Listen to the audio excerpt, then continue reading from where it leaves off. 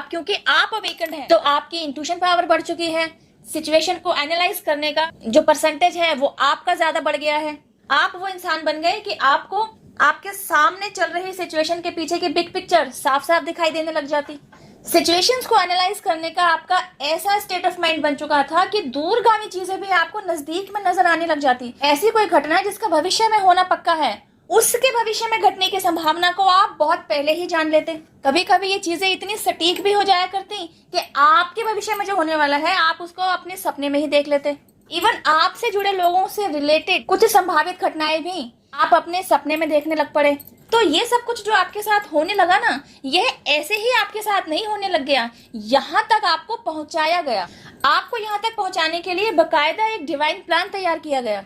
आपका ही कोई प्रतिद्वंदी, कोई कंपैटिटर जो आपको हराना चाहता है, आपको जीतता हुआ नहीं देखना चाहता, आपको दबा देना चाहता है, वह आपको अपनी बातों में, अपने प्लान में किस तरीके से ट्रैप करेगा।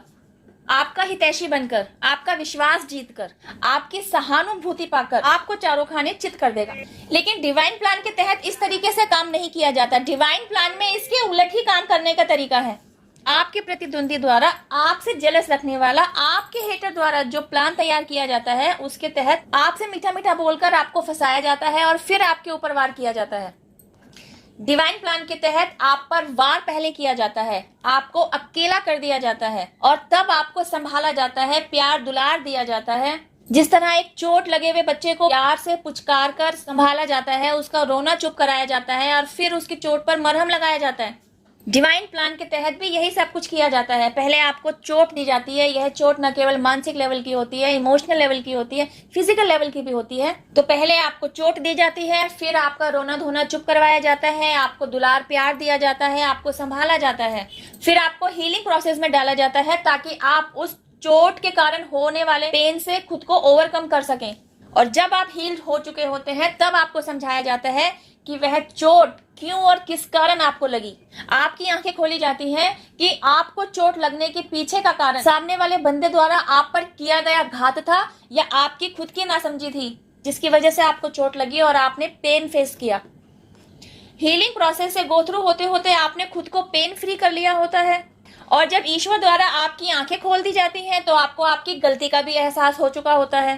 आपके लिए डिवाइन प्लान इसीलिए तैयार किया गया because you are a divine child.